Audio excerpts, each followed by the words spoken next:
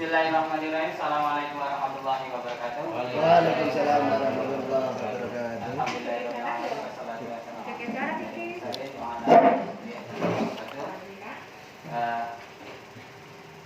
yang terhormat pada Bapak Jalail selaku Kepala Sekolah SMK Alisan Kecamatan Bang Bejo, yang terhormat Wakil Kesiswaan Pak Hari, ya. Kemudian yang terhormat Dewan Guru SMK Alisan Negara beserta staf TU SMK Alisan Negara Bang Bejo. Alhamdulillah, puji syukur kehadirat Allah SWT pada kesempatan kali ini, ya, saya peserta PPG UPI Bandung, Pendidikan Profesi Guru Universitas Pendidikan Indonesia Bandung, di sini akan melaksanakan sebuah seminar PTBK. Nah, salah satu dari kegiatan PPG di PPG dalam jabatan angkatan pertama ini. Ini merupakan syarat di mana untuk ujian, di mana syarat untuk ujian terkait dari ujian kinerja dari PPG itu sendiri. Bapak Ibu sekalian, saya ucapkan terima kasih karena sudah bersedia menyempatkan waktu atas undangan saya untuk mengikuti atau melaksanakan seminar PTBK saya. Bapak Ibu yang berbahagia, di mana PTBK yang saya susun di sini terkait dari peningkatan pemahaman diri siswa terhadap gaya belajarnya melalui metode experiential learning dalam layanan bimbingan kelompok. Ini saya lakukan di penelitian ini saya lakukan di SMK Alisan ini terkait bagaimana anak itu untuk memahami dirinya sendiri, bagaimana mereka untuk lebih percaya diri dalam menggunakan gaya belajarnya. Jadi setiap individu pasti mempunyai perbedaan gaya belajar itu sendiri. Ini saya lakukan di kelas 10 OTKP. Saya sampelnya di kelas 10 OTKP 1. Mengapa saya di kelas 10? Karena di kelas 10 itu kan awal mula siswa sekolah di SMK Alisan. Yang nantinya kelas 10 itu diharapkan memahami gaya belajarnya sehingga nanti berkelanjutan dari kelas 11 sampai kelas 12, sehingga mereka akan mempermudah mereka untuk belajar, untuk memahami materi-materi sehingga ada peningkatan. Dari peningkatan prestasi dari kelas 10 kemudian meningkat ke kelas 11 dan ke kelas 12. Itu tujuan untuk pemahaman terhadap gaya belajar siswa. Mbak di close.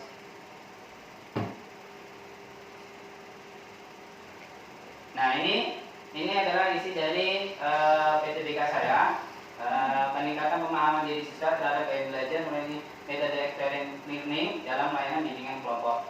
Ini saya lakukan dalam layanan bimbingan kelompok.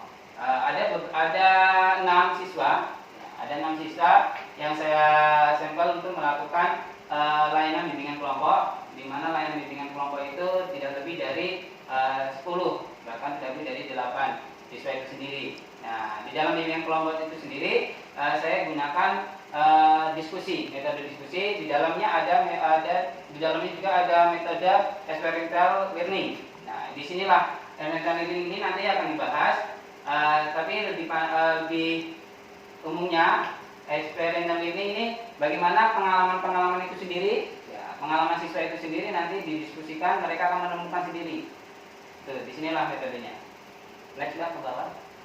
Tuh. Oke, bawah lagi. Oke, bawah. Oke, atas.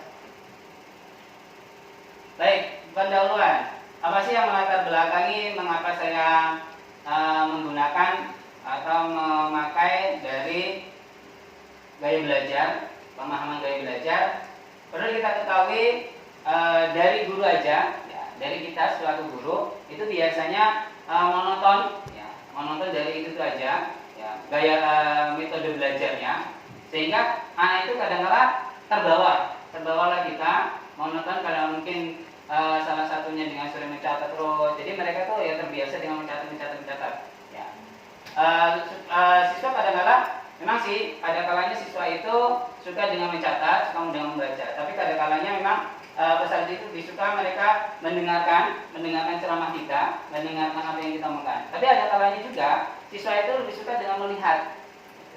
Itu biasanya terbawa. Tapi kadang-kadang karena terbawa oleh guru seringnya, sehingga anak itu ya tidak memahami sebenarnya itu apa sih yang saya lebih bisa diterapkan gaya belajarnya itu sendiri. Kegiatan belajar, Kegiatan belajar merupakan suatu proses kompleks karena melibatkan guru, siswa, media belajar dan cara penyampaiannya. Nah, perlu kita ketahui di sini adalah ada proses kita belajar itu ada guru, siswa dan medianya dan bagaimana cara penyampaiannya itu sendiri. Di mana media itu ini sangat berpengaruh sekali, media ini sangat berpengaruh sekali. Nah, di sini adalah letak gimana untuk membedakan dari adanya gaya belajar itu sendiri.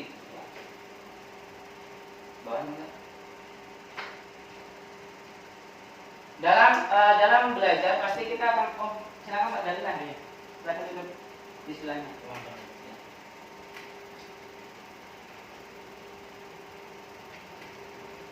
Oke. Iya, Pak. Terima kasih Pak Dalilan sudah datang. Oke, kita lanjut ya. Dalam belajar pasti kita menemukan kesulitan untuk memahami dengan begitu pemahaman belajar perlu ditingkatkan untuk menunjang keberhasilan siswa di kelas.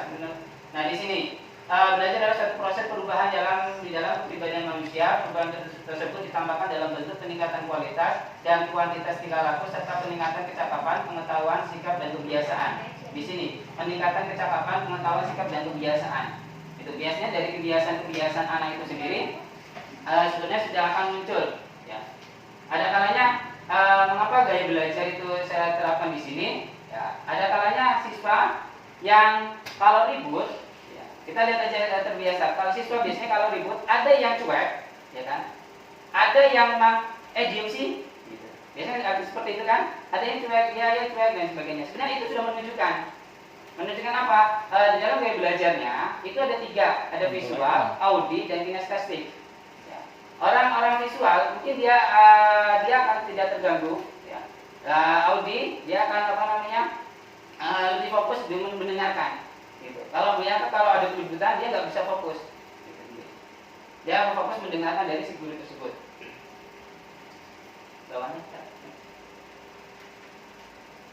Nah, ya oke. Berdasarkan pengamatan pada kegiatan mengajar sehari-hari dilakukan pada indikator rendahnya nilai siswa kurangnya pemahaman dalam pembelajarannya. Nah, biasanya seperti ini. Kurangnya pemahaman dalam pembelajaran siswa itu akan berdampak sekali dalam perhatian dan kemampuannya, sehingga siswa kurang memahami apa yang disampaikan guru di kelas yang mengakibatkan kurangnya pemahaman hingga rendahnya nilai itu sendiri. Jadi mereka belum paham dengan dirinya. Sebenarnya saya itu belajarnya mau apa, sehingga dari situlah tidak ada motivasi, sehingga kurangnya motivasi itu kurang pemahaman dengan dirinya sendiri, maka akan mengakibatkan hingga rendahnya nilai dari siswa itu sendiri. Oke, Mbak. Nah, dari sinilah seperti saya sampaikan tadi, dari permasalahan tadi, siswa tersebut saya coba untuk berdiskusi, saya coba untuk melakukan bimbingan kelompok dengan topik sebagai berbasis gaya belajar, yang dimana di situ untuk mencari kebiasaan belajar yang lebih disukai, menambah pengalaman, sehingga pengalaman-pengalaman tersebut akan membiasakan mereka untuk belajar yang lebih efektif dan efisien. Nah, dari sinilah kemudian saya angkat judul, ya. Oke, Mbak, bawahnya.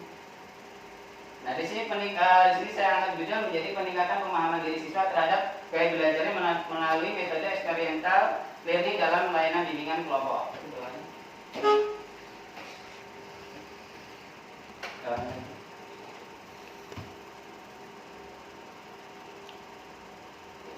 Rumusan masalah yang saya ambil di sini, apakah memang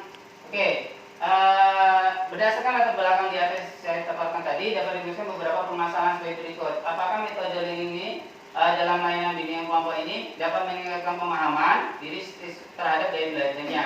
Secara khusus, rumusan masalah diuraikan dalam 2 pertanyaan. Bagaimana metode experiential learning ini dalam layanan bimbingan kelompok ini dapat membantu siswa memahami diri terhadap gaya belajarnya, dan bagaimana konsep gaya belajar ini dapat membantu siswa dalam mengatasi hambatan belajar tersebut. Jadi ada 2. Apakah metode ini dalam bimbingan kelompok ini dapat memahami siswa untuk memahami gaya belajarnya, dan kalau sudah dipahami gaya belajarnya, apakah nanti gaya belajar itu dapat membantu siswa dalam mengatasi hambatan belajarnya itu sendiri. Oke, bawahnya terus. Nah, tujuannya mendapatkan gambaran ini dalam layanan membantu pemahaman siswa terhadap gaya belajarnya, membantu gambar tentang konsep belajar dapat membantu siswa dalam mengatasi hambatan. Oke, bawahnya lagi. Manfaatnya dapat membantu siswa memahami, kemudian dalam gurunya, guru itu nanti membantu meningkatkan keterampilan guru dalam bimbingan kelompoknya. Bagi sekolahan ini sebagai evaluasi pertimbangan bagaimana proses kegiatan belajar itu sendiri. Next, ini kajiannya, ini mungkin sudah saya jabarkan tadi di awal, bawah lagi. Oke, nah dulu. Oke. Seperti yang saya jelaskan tadi, disinilah jenis-jenis gaya belajar ini dipelajari dari Bobby De Porter dan Aaron Leakey. Ini membagi menjadi ada 3. Belajar visual. Cenderung visual ini lebih senang dengan melihat apa yang dipelajari. Audi ini cenderung belajar, Audi kemungkinan akan lebih baik dengan cara mendengarkan. Kinestetik ini lebih baik apabila fisik dalam kegiatan langsung itu sendiri.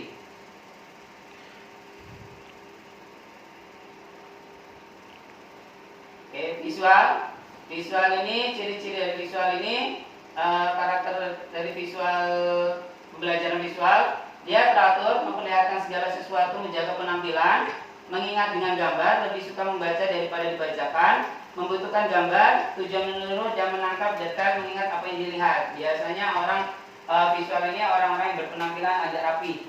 Biasanya karakternya seperti itu. Ya. Oke,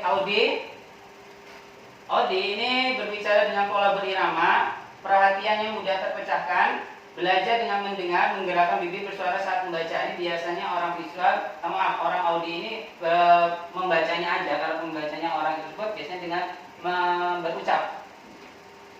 Oke, kinestetik ini belajar dengan cara bergerak, bekerja menyentuh orang berdiri berdekatan, banyak bergerak, belajar menunjukkan tulisan saat menanggapi secara fisik, mengingat sambil berjalan dengan melihat. Ini biasanya saat menghafal itu biasanya mereka dengan menggerakkan tangan atau dengan berjalan-berjalan. Itu biasanya orang-orang kinestetik karakternya. Next.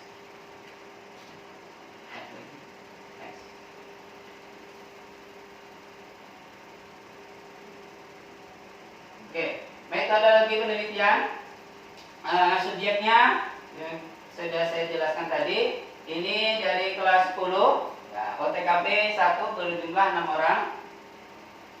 Kemudian waktu penelitiannya bawahnya. Ini dari bulan September persiapan awal sampai penyusunan proposal. Kemudian Oktober pelaksanaan tindakan kelas, menyusunan laporan, penulisan artikel, dan nantinya Desember ini adalah pencetakan jurnal atau pengumpulan jurnal.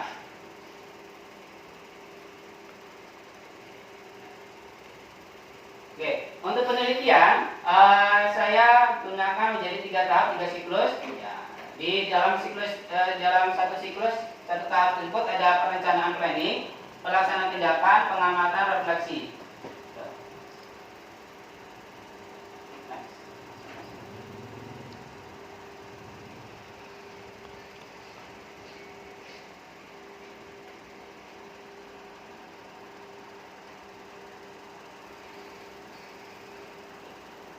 Langsung ke hasil aja, Mbak. Langsung bawahnya, Bapak. Ya.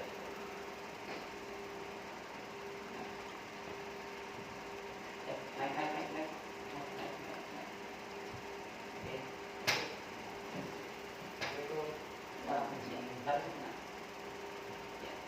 Oke, next. Tenang, nanti ini dipotong kok. Kalem aja. Oke, next tadi deh. Kapan Mbak kita di bawah? Nah, di sini pedoman observasi pengamatan saya ini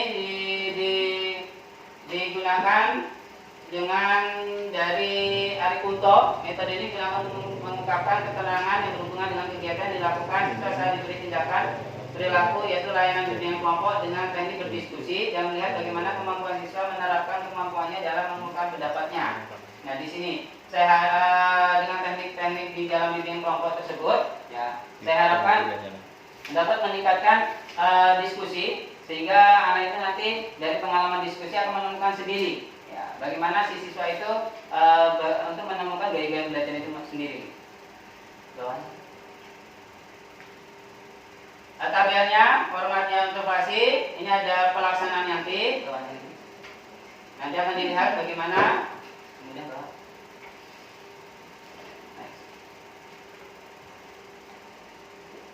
Kemudian hasilnya apa? Hasil yang didapatkan nanti ada ini lembar yang hasil akan saya dapatkan.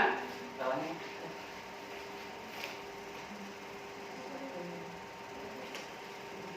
Nah, ini nanti bagaimana peserta didik hasil dari observasi dari peserta didik, bagaimana saya nanti dinilai oleh peserta didik untuk pelaksanaan dari bimbingan konseling bimbingan kelompok itu sendiri.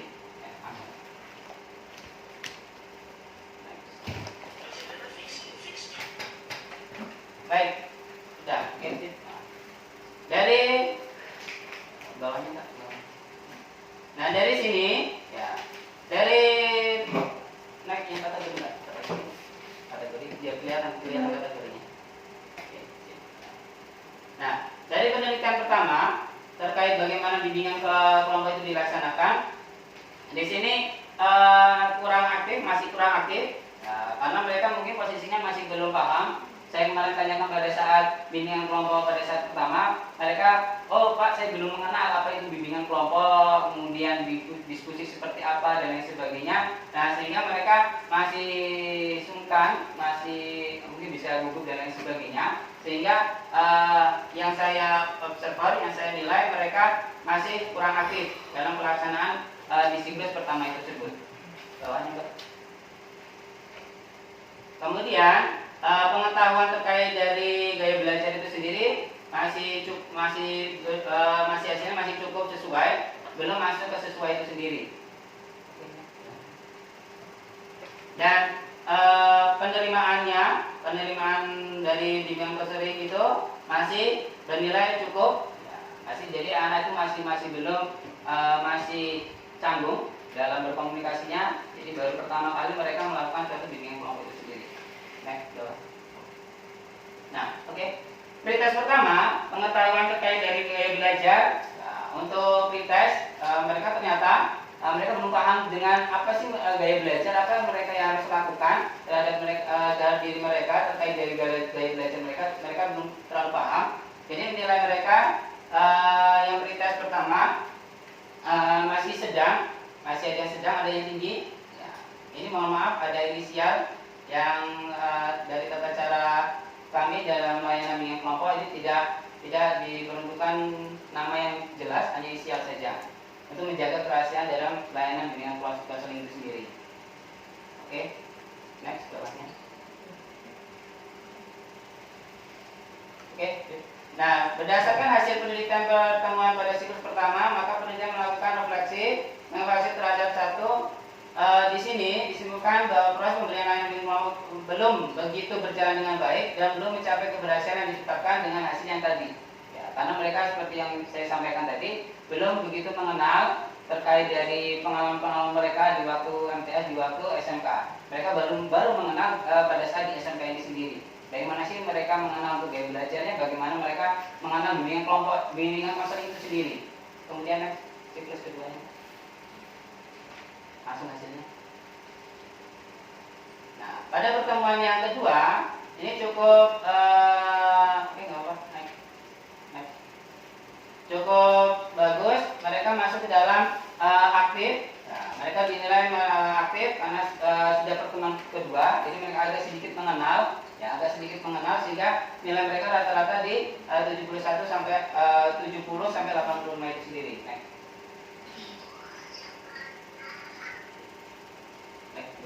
Oke, dari sini juga mereka ada peningkatan, ya dari nilainya 40 sehingga mereka masuk ke dalam nilai 68, 75 dan 68 itu sendiri. Ada yang masih rendah, masih nilai 62.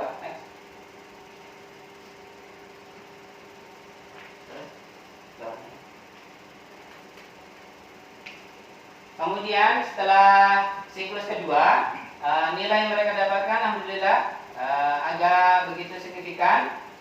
Dari tadi masih 60 masih rendah, sekarang meningkat, ada yang 80, 90, 80, 70. Sehingga bisa dikatakan bimbingan kelompok ini cukup membantu mereka dalam memahami gaya belajar mereka itu sendiri.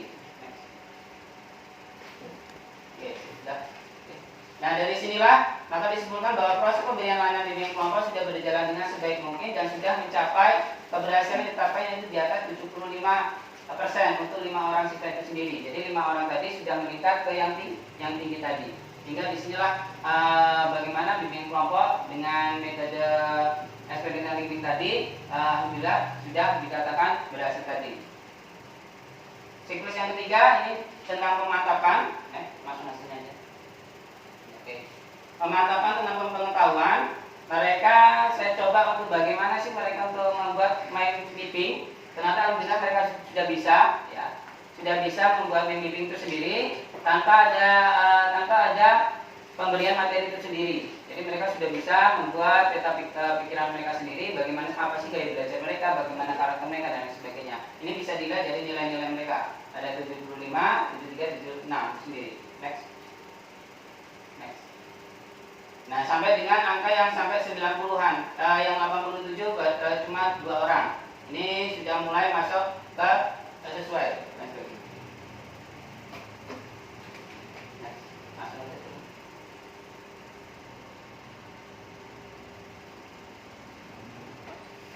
Oke, kesimpulan yang saya dapatkan dari sini berdasarkan penelitian yang dilakukan di SMK Lisan dapat diketahui bahwa pelaksanaan bimbingan kelompok sudah cukup berjalan dengan baik, namun ada kendala dalam pelaksanaan secara daring. Oh ya, dalam pelaksanaan sampai siklus 3 saya melakukan ada learning dari daring, dan pada saat pelaksanaan daring ini cukup agak susah karena posisinya terpengaruh dalam adanya sinyal itu sendiri. Kadang-kala putus, nyambung, kemudian ada kala yang bisa stabil, ya, sehingga di sini ada kendala-kendala dalam pelaksanaan suatu daring tersebut. Sehingga saya sudah minta izin ke kepala sekolah untuk melaksanakan unik dan alhamdulillah diizinkan. Sehingga inilah untuk memperlancar bagaimana pelaksanaan bimbingan kelompok itu bisa berjalan dengan baik itu sendiri. Oke.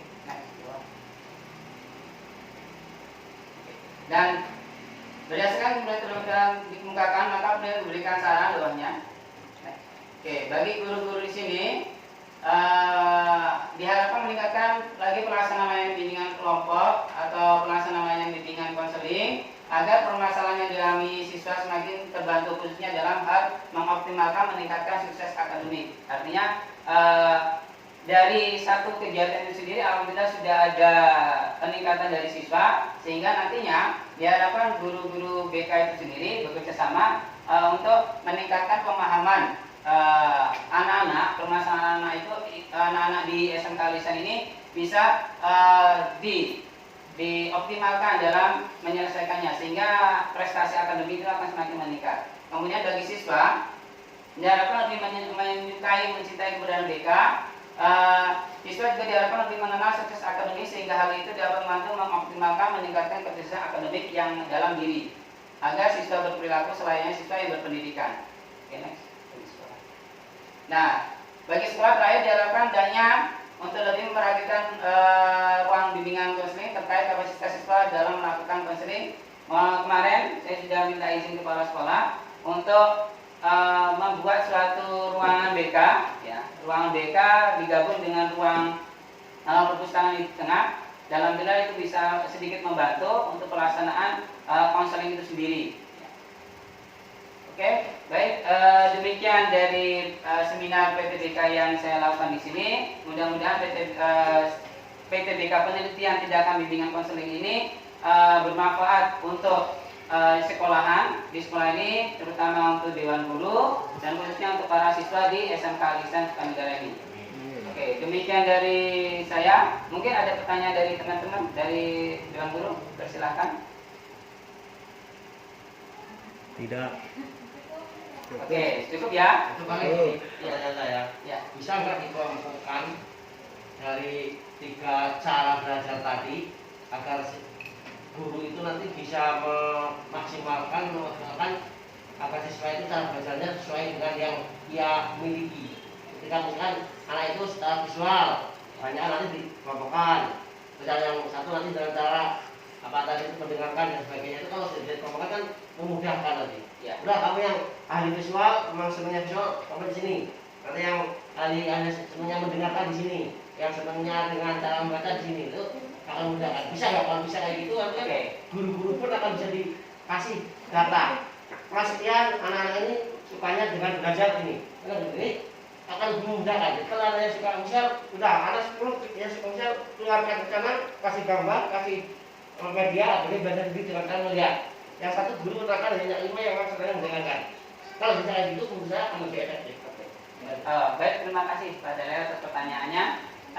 Terkait dari bagaimana kita mengkondisikan di dalam kelas, mungkin pengelompokan itu, mungkin ini terkait dari adanya kinerja kerja kelompok. Ya, mungkin ada suatu materi untuk kerja kelompok dan di dalamnya mungkin bisa jadi anak kinestetik. Ini ada materi. Ya, Pak. Ini ada materi untuk kerja kelompok. Mungkin anak kinestetik dengan mengerjakan dengan caranya mereka itu bisa dikelompokkan dengan mengerjakan satu permasalahan yang mereka kerjakan dengan gaya belajar masing-masing. Mungkin seperti itu Pak. Nanti mungkin guru di kelas bisa mengkondisikan ada suatu uji uji praktek, ya, di mana nanti anak itu guru itu tersebut mengawali dengan memberitahukan dulu. Mereka memberikan tes terkait dengan gaya belajar untuk mengetahui saya ini gaya belajar apa. Gitu. Ketika sudah mengetahui gaya belajar masing-masing, mereka kita kumpulkan. Kemudian ada suatu permasalahan yang mereka mengerjakan sesuai dengan gaya belajar mereka masing-masing. Kemungkinan seperti itu Pak, yang bisa diterapkan. Gitu. Terkait bagaimana pelaksanaannya lebih lanjut lagi, ini mungkin modifikasi atau dari gurunya itu sendiri mungkin harus lebih cerdas lagi memahami. Artinya apa? Di dalam kelas mungkin kan itu pemahaman gaya belajar mereka sudah banyak berbeda satu dengan yang lain. Unik, berbeda dengan yang lain. Mungkin metode penyampaian dalam materinya mungkin ada perbedaan-perbedaan Pak. Tidak monoton mungkin dengan mencatat aja tidak dan lain sebagainya. Dan kemarin juga ada beberapa dari siswa, Pak, berarti ketika saya hanya mendengar bisa kok Pak, boleh nggak saya izin ketika saya bawa HP saya rekam. Guru itu menerangkan, gitu kan. Menerangkan, mungkin bisa jadi seperti itu. Mungkin bisa jadi ada di meja guru ke HP direkam. Mungkin bisa jadi anak itu kan kadang-kadang yang Audi itu mencatat agak susah. Mungkin yang Audi mencatat agak susah. Mereka lebih fokus mendengarkan, gitu. Ketika disambil dengan menulis, mereka bisa jadi akan lebih nggak fokus lagi, kurang, tidak konsentrasi lagi. Mungkin itu Pak yang bisa saya sampaikan. Mungkin ada lagi. Cukup ya. Oke, terima kasih atas semuanya partisipasi dari Bapak Ibu SMK Al-Ihsan. Mudah-mudahan yang saya sampaikan ini dapat bermanfaat untuk kita semua. Dan mohon maaf apabila ada perkataan dari saya yang kurang berkenan. Saya kepada Allah saya mohon